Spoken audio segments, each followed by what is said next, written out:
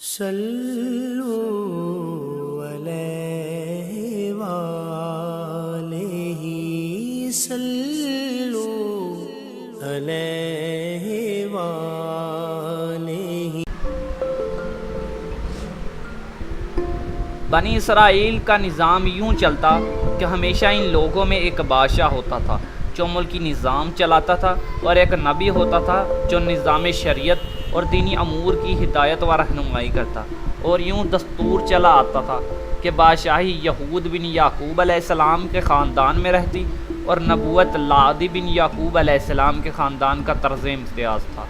حضرت شمویل علیہ السلام جب نبوت سے سرفراز کیے گئے تو ان کے زمانے میں کوئی بادشاہ نہیں تھا، تو بنی اسرائیل نے آپ سے درخواست کی کہ آپ کو کسی ہمارا بادشاہ بنا دیجیے، تو آپ نے حکم خداوندی کے مطابق طالوت کو بادشاہ بنا دیا، جو بنی اسرائیل میں سب سے زیادہ طاقتور اور سب سے بڑا عالم تھا، لیکن بہت ہی غریب و مفلس تھا۔ چمڑا پکا کر بکریوں کی چرواہی کر کے زندگی بسر کرتا تھا۔ اس پر بنی اسرائیل کو اعتراض ہوا، اور طالوت شاہی خاندان سے نہیں ہے، لہٰذا یہ کیوں کر ہمارا بادشاہ ہو سکتا ہے؟ اس سے زیادہ تو بادشاہیت کے حقدار ہم لوگ ہیں، کیونکہ ہم لوگ شاہی خاندان سے ہیں۔ پھر طالوت کے پاس کچھ زیادہ مال دولت بھی نہیں، ایک غریب مفلس انسان بلا تخت کی شاہی کے لائق کیوں کر ہو سکتا ہے؟ بنی اسرائیل کے اس اعتراضات کا جواب دیتے ہوئے حضرت شمویل علیہ السلام یہ تقریر فرمائی۔ سورۃ البقرہ رکوع نمبر 32۔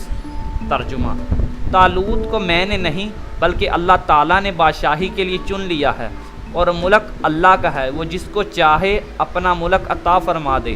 اور اگر طالوت کے پاس مال دولت نہیں تو کیا ہوا؟ دیکھو وہ کتنا طاقتور اور کتنا بڑا صاحب علم ہے، اور سلطنت چلانے کے لیے مال سے زیادہ طاقت اور علم کی ضرورت ہے۔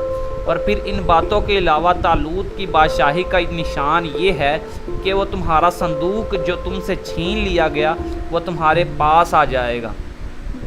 چنانچہ تھوڑی دیر کے بعد 4 فرشتے صندوق لے کر آگے، اور صندوق کو حضرت شمویل علیہ السلام کے رکھ دیا۔ یہ دیکھ کر تمام بنی اسرائیل نے طالوت کی بادشاہی کو تسلیم کر لیا، اور آپ نے بادشاہ بن کر نہ صرف انتظام ملکی کو، حضرت طالوت بنی اسرائیل کے بادشاہ بن گئے تو آپ نے بنی اسرائیل کو جہاد کے لیے میدان میں تیار کیا۔ ایک کافر بادشاہ جالوت سے جنگ کرنے کے لیے اپنی فوج کو لے کر میدان جنگ میں نکلے۔ جالوت بہت ہی قدر آور اور نہایت ہی طاقتور بادشاہ تھا۔ وہ اپنے سر پر لوہے کی ٹھول یعنی ٹوپی پہنتا تھا، اس کا وزن 300 رطل تھا۔ اب دونوں فوجیں میدان جنگ میں لڑائی کے لیے صف آرائی کر چکی تو حضرت طالوت نے اپنے لشکر میں یہ اعلان فرما دیا کہ جو شخص جالوت کو قتل کرے گا میں اپنی شہزادی کا نکاح اس کے ساتھ کر دوں گا، اور اپنی آدھی سلطنت بھی اس کو عطا کروں گا۔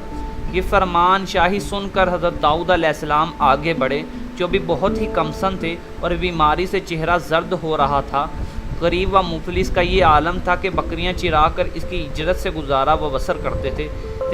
روایت ہے کہ جب حضرت داؤد علیہ السلام گھر سے جہاد کے لیے روانہ ہوئے تو راستے میں ایک پتھر یہ بولا کہ اے داؤد مجھے اٹھا لیجئے، کیونکہ میں حضرت موسیٰ علیہ السلام کا پتھر ہوں۔ پھر دوسرے پتھر نے آپ کو پکارا، اے داؤد مجھے اٹھا لیجئے، کیونکہ میں حضرت ہارون علیہ السلام کا پتھر ہوں۔ اور تیسرے پتھر نے آپ کو پکار کر عرض کیا، اے داؤد مجھے اٹھا لیجئے، کیونکہ میں جالوت کا قاتل ہوں۔ آپ نے ان تینوں پتھروں کو اٹھا کر اپنی جولے میں ڈال دیا۔